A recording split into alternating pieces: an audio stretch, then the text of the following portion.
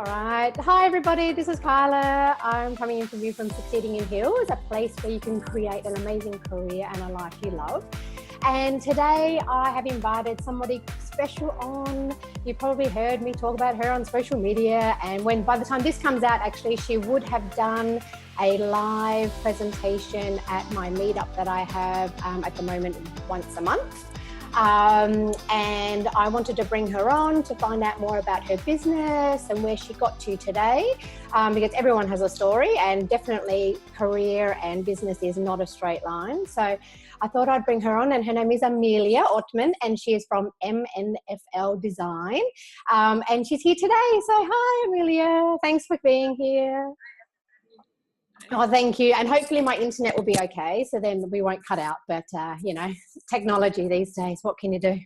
So I think I'd like to start off, you know, these interviews that I'm sort of doing with a lot of these women are all about, you know, where they've come from, the, you know, obstacles that they've maybe faced, really what success means for them.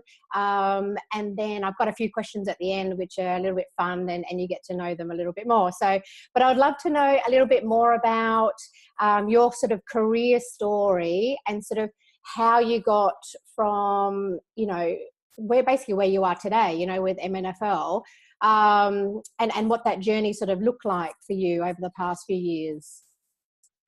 Well, I definitely did not have a straight line journey. I went a little bit like this. Yeah. So because I actually studied, after school, I studied business studies, which was like not right for me. Yeah. Really should have done something creative. And I knew it back then, but I don't know, peer pressure and don't we all? Yeah. I understand. I went into science, for goodness sakes. You know what I mean? Like completely opposite. Yeah. So it's just it's very interesting where we end up, you know, 20 years later. Yeah, definitely. So after my university, I started working for a big German retailer as a buyer, fashion buyer. So I already moved into something more creative. Oh wow! And then once I worked for them in Germany and the UK, and then my husband got relocated to America, to Houston, and I followed along. And I wasn't allowed to work in the beginning, so I actually followed then my real dream and started a fashion design business, or actually we designed children's wear and made them as well. Wow.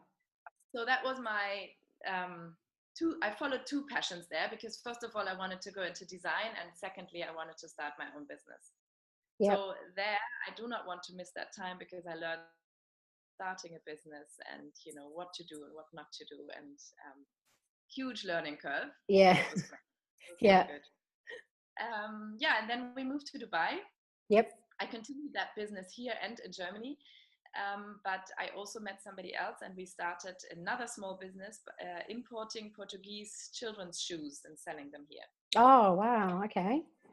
Yeah, I have to say I didn't do that very long. I kind of needed a break. I wanted to be just with my kids. For the first time, really.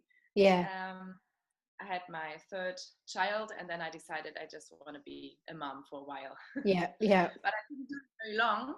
So there was a day when I sat down and I spoke to my husband, and we said, I said, what do I want? What I really want to do? I want to do something creative. I want to do something on my own business. And I realized I really liked the startup process of my other two companies. I really liked the branding and the website design. And I've always been I always created graphics and so on. I learned those programs, like all the Adobe programs back in the US when I had more time. And so I decided to give MNFL Design a shot. And I said, I want to help other entrepreneurs start their business. So that's how it started. Very cool. And where did you come up with MNFL? And my tongue gets tired, but it's very simple. But where did you come up with MFL? But actually, it was first MNF Design, because when I started, I had 2 kids, and it's their Okay. Yes. And then when I had my fourth child, you have to include her name in your business name because it's unfair. Yeah. So no more children because it's going to get too long. Yeah. So it's too long already, and people have difficulty saying the name. So I would not recommend something like this. But, it's what it is. Yeah. It's very nice because now you've got that sort of, whether you change it in the future or you just keep it, people are going to recognize that now, and they have been recognizing it, and they're going to form that connection with like your children, and that being a connection to your business as well. And I think that's really quite, I don't know, just unique and something special, there as well. And they're going to grow up saying, oh, mummy named her business after me. Rah, rah, rah. Yeah. So no, I think it's pretty cool.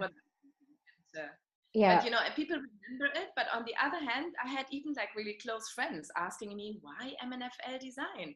I'm like, think. I love it. And so how long has the business been, your brand, your personal branding and website design, how long has that been up and running in Dubai for now? But you also work globally with other clients as well, or you're focused in Dubai? No, I work globally. I mean, I have worked globally, and I am. Yep. But all my clients are mainly based here in Dubai. In Dubai, yeah. It's just like that, Yeah, like, it's bizarre. Recommendation and Yeah. I started about 2.5 years ago. Okay, yeah, that's quite a while now. It's quite long, but I started very slow. I started with like testing the waters, designing for friends and so on. And then about a year ago, I started to do this properly. Yeah. So you sort of tested it first to see whether it was like attractive out there in the market, people seeing if it's a need, which is quite key really, because I think we can spend all this time working on stuff and like working on courses or working on programs, and then you get it out there and no one responds to you, you don't get hits, and then it's heartbreaking, especially if you've spent so much time doing something. So that's pretty amazing that you sort of slowly and then really hit it a good year ago with your website and everything. And I have to say, I also started blogging about a year ago, a little bit less. Yeah. Because as I said before, I love helping and teaching others, how to do it and what not to do, basically. Yeah. So I thought I'd just blog as well and write about graphic design and website design, but also small business tips. Yeah. For example, that you should test a business first. Yes. Yeah, for sure. And sort of throughout those tests, throughout that sort of testing stage, and now with sort of, a year being into it, I mean, it's never smooth sailing, even if you've tested the waters. I mean, have you come up against sort of obstacles, with this design business, or more so because you've had experience before with a couple of businesses? Was it a little bit easier this time, or can you share a little bit about that as well? Yeah, I think it was a bit easier. I think I learned so much and I had some experience there. Yeah. But one big challenge that I faced, and that I still face sometimes, is to combine work and working from home and my kids, and being a wife and a mom and a friend, all of that, like setting those boundaries. I think working from home makes people think, we can have a quick coffee, or we can have a quick Skype call with my friends in Germany or my family, or, also my children don't see she's there, so that she's not working, people go to work. It's easier to set those boundaries when you go to an office. You're at the office and everybody knows, so you're working. When you work from home, you have to be really strict. Well, you have to basically teach everybody else that you're working, that you're not available. And also myself. I mean, I'm really strict now with myself, that I use those hours that I have and I switch off my phone, and I will not go to the supermarket or to the hairdresser or, something like that. Yeah. So I think that was my biggest challenge. And I've learned that for quite some time now. So, yeah. And how do you keep sort of organized throughout your day? What's the easiest way for you? Because everyone has their different sort of processes. But how do you like to do it? Especially with 4 children, school. The youngest is my youngest, the same age as my youngest, 20 months. So, and yours are all different ages with after school activities, and, you're about to run off to a sports day now. I mean, how do you sort of manage it all? Do you look at it through a calendar or? Yeah, I definitely have a calendar, and I put everything into my phone, all reminders for, what I have to bring to school with the kids, like if they have PE or if they have library and I need to bring some homework or whatever. Yeah. Everything is in my phone. I mean, if I lose my phone, I think I lost. It's like an extra limb. Yeah, exactly. But I also have like a proper, like a calendar, like a, what do you call it, journal or something. Oh, you do? Yep. I do, where I plan my week and I write down every day for my work. What I have to do every day, what I have to, what has to be done by the end of the week and by the end of 2 weeks. I have goals for 3 months goals and so on. So I do plan a lot. I'm a planner.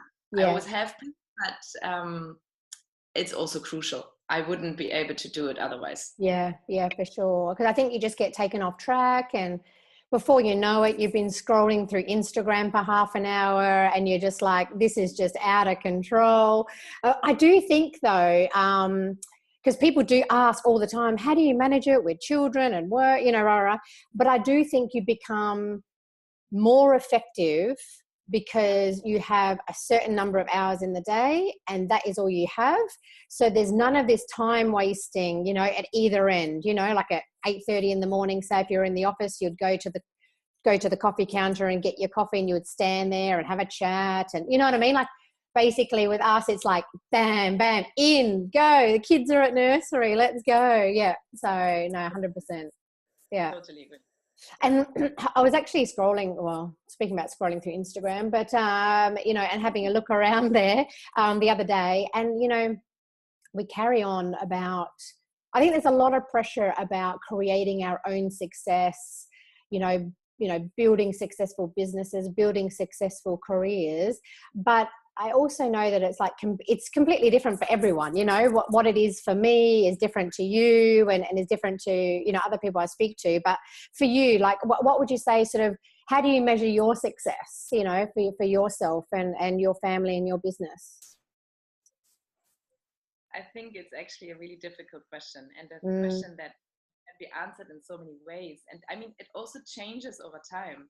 Like when I was younger, it was completely different, and I was still working in corporate life. I wanted to be successful by climbing up the corporate career ladder. But I think now, basically for my business and also my private life, I set myself goals, long-term goals and short-term goals, targets I want to reach. And when I reach them, I'm being successful. So this can be something really small, like landing a big client or achieving a certain task. But it can also be like a long-term goal, which can be financial, or that I want to hire somebody, those kind of things. And the same for my private life. I mean, I set myself a goal to run or to participate in a half Ironman, and I just worked on it and I did it, and I was successful. That was a big success for me, for example. I think when I'm older and I look back at my life, I want to think that I have done everything. I have tried everything. I have raised 4 happy kids that are able to live their life on their own and are self-confident. I've built a business, what I always wanted to do, however big it might be, but I've done it. I think that's success for me. And some other private events like the half Ironman or something. Absolutely. I think so. I think it's that sort of blend with family and work as well. And I think people are just, it's this sort of strive to just be happy, you know what I mean? And I think the more sort of simplified we make it, the better it is, you know what I mean? And it's never about stuff. You know, it's never about the house or the car or the, you know, it's always about my children are healthy and happy. I'm healthy and happy. Partner, you know, husband, partner is healthy and happy. And it really comes down to that for sure, for sure. So I know that my mornings are chaotic. I do try and get up a little bit earlier and organize myself, but they're a bit of a nightmare. But what about you? I mean, do you have like a morning routine that you go through yourself to get you sort of focused for your day? I'd love to know. Yeah, well, I mean, I get up, my morning starts early, obviously. So what time does it start? At 6 or okay. 6:05. Yeah. The snooze button. Yeah. So I get up, I have a shower, I dress up, I wake up my kids. I need to wake up before my kids. I need this quiet time for a little bit, just by myself. Yeah. And so then I wake up my kids. We go down, we have breakfast, or I make breakfast for them. They have breakfast. I pack their lunch boxes for school, and then I cycle with them to school. Oh, wow. And I really like that. I especially now with the cooler weather in Dubai, it's so nice. Fresh air, some, just to clear your thoughts. I cycle with them. I talk, we have a little chat, and then I cycle back. I take my youngest as well now because she just out, and so and then when I get home, I make myself some breakfast and I go to my computer and start my emails. I use the first half an hour to sort of manage my inbox and so on, and I start my work day. And I know that, I mean, before you said that you sort of were training for like the the half Ironman, like where do you fit in that sort of personal like time to like exercise and do some self-care like that? Where do you sort of fit it in?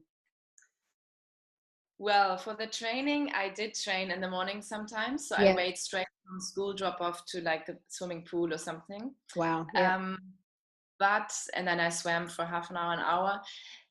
But to be honest, I was missing this time for work because somehow my mornings just fly. So all of that I do when the kids are in bed. After like 8 o'clock is my time. 7:30 even better. I even say to the kids now, if you want to stay, like my oldest stays up a little bit longer and reads a book, but I tell it's now mommy time, and then I do my sports. I took turns with my husband, but we also have a bike trainer, so I trained at home as well. Yeah, amazing. Yes, I know you sort of got to bring everything back in. Yeah, we've got one too here in the lounge room, but you have to because there's no time to get out, and usually it is at sort of in the evening or like super early in the morning. And very interesting. Okay. On the weekends, super early in the morning. Is it? Okay.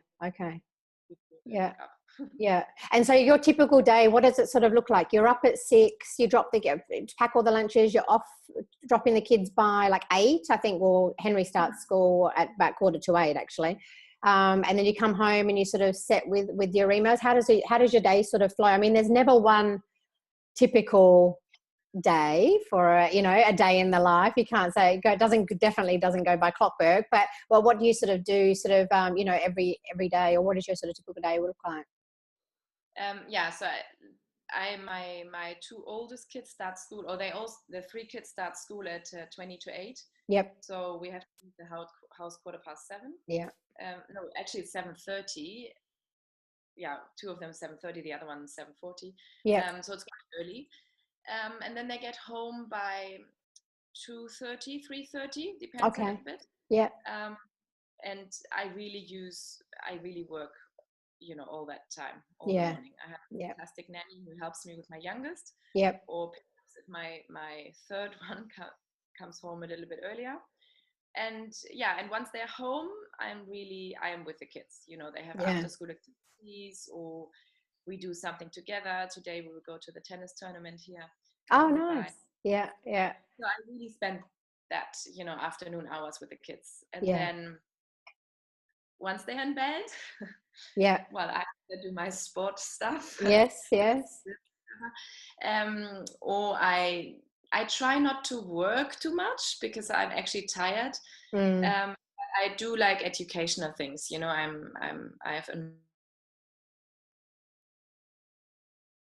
educate myself further. Yeah. Spend some time with my husband. Yes. We can't forget the husband. I know, but I can see my husband saying at the moment, "Oh, really? When is my time?" But yeah, but I mean, it is, and it's all about like I don't really like this word balance, right? Because, and I was talking to somebody about it yesterday or the day before, because like it's sort of, I don't know about you, but it gives like the pressure that everything needs to be like level, you know what I mean? And I don't believe that everything is level. And even if you don't have children, I don't think it's level either. You know, you might give more time to your personal life or whatever it might be, but especially if you have children, I think I like the word blend more. So blending the family and the work together, because I don't know, it just takes the pressure off of having to, like, you know, do it all so perfectly.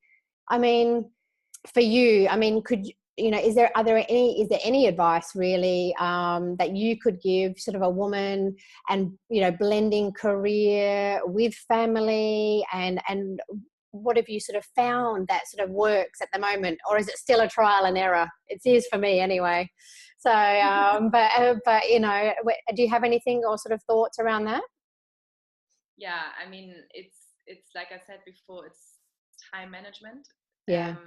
Setting times for work, setting Yeah. times for the kids, setting Yeah. times for your husband. Yeah. That's my big advice, you know. And once you do one thing, stick to one thing. And when you're working, and when you are with the kids, be with the kids. Don't be on your phone scrolling through emails all the time. You know, I used to sit on the playground when they were younger with my phone, reading my emails, being on the phone, you know, and I wasn't present with my kids. Yeah.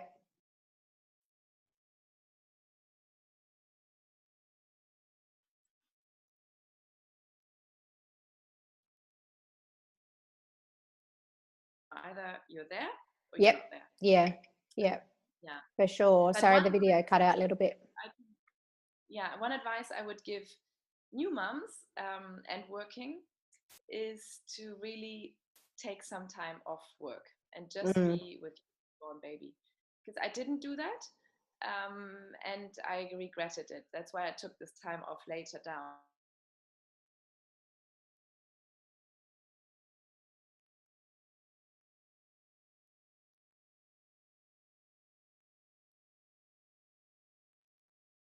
So, Yeah. The video cut out just a little bit then. Sorry. But yeah, no, do you, no, it's okay. You, so you took more time off this time around with Lavinia, is that right? Than you have sort of before? No, I honestly, I didn't take any time off. Oh, you didn't? Okay. But you sort of, you're obviously suggesting to take time off before. Okay. Yeah. I think with the first one, I didn't take time off. With the second one, I did. Yep. And the third one, I didn't, but then I consciously afterwards cut everything and I said, no, I just want to be with the kids. And the thing is, I think, especially with the first one, you know, enjoy that and really embrace. I don't like this word, embrace the moment. And Yeah.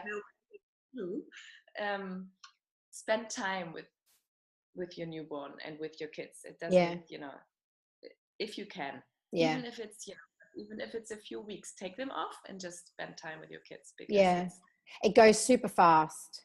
It goes super fast. No, it doesn't come back. No. And even when I was going through it with Mackenzie, like, oh, she was not a sleeper. It was like, it was hard, but I just gave in and just went, this is what it is. You know, enjoyed it as it is. And then, you know, they grow out of things. Like, I think the one thing we can be certain of is that, you know, time keeps moving. So, you know, the babies grow up, they eventually sleep, they eventually wean, you know what I mean? And you never get that time back, you know what I mean? Like, she gives me cuddles and everything now, and you know, all that sort of thing. But And yeah, she probably would fall asleep on me, like if she was absolutely dog tired. But you know, she's independent now, so she wants to move around, and she doesn't, you know, need that sort of, you know, laying on me for like, you know, 12 hours of the day. And it goes super quick. I think it goes super quick. She's nearly 2 in April. It's insane. It's insane. Don't about it. It's super quick. Yeah. I know. Okay, so I've got a quick round question for you to finish off today, so we don't keep everyone you know, waiting. So a couple of questions that I have for you. Hopefully my internet stays on. Okay, first one: favorite country or place to travel to? South Africa. Wow. Okay, I haven't been. Beautiful. Yeah, I've been, and I think it was my favorite trip. That's why I want to go back and see if it's still my favorite place to travel to. Okay, very similar to Australia, so go down to Australia. Your number one order for takeaway, or you don't eat takeaway, maybe? No, I do. Salad. So, salad. I love it. She's out there. She's out there. What is the last thing you do before you go to sleep? You have to keep it G-rated because, you know, we're in with the bar. Yeah. I switch off my phone I put it on airplane mode, and I switch on my alarm. Okay. I love it. Opposites. What did you want to be when you were little? A florist. Really? Interesting. I love it. Okay. What are you reading or listening to at the moment? Like what's on your read or listen list? I read a book called Sprint. Okay. The subline is how to test your ideas, how to solve problems and test your ideas in 5 days. Wow. Okay. It's really good. And then I'm listening to different sort of podcasts, like by Amy Porterfield one. I like Jenna Kutcher. Yep. I like all those too. Yep. Yeah, they're pretty cool. And do you have any women who inspire you or anyone that comes to mind? That's a difficult question. I have a lot of women that inspire me. Yep. People around me, famous people. If I had to pick one, I would maybe pick our German Chancellor, Angela Merkel. Okay. And I'm not a political person at all. Yeah. I'm not interested in politics. Yeah. But I think what she has achieved, where she came from, and the way she stuck to her goals and beliefs, and how she just sticks around there, I think is amazing. I think is inspiring. Okay, I'm looking her up now. I'm looking her up after this. Find out more. Do you have a go-to outfit that makes you feel confident and power if you're sort of going to a meeting? Heels. Heels. Yes, I'm glad. Heels. A white shirt and a leather jacket, but depending on the meeting, maybe also a suit. Okay. Yeah. And if you only had one makeup item to wear, if you're only allowed to wear one, what would it be?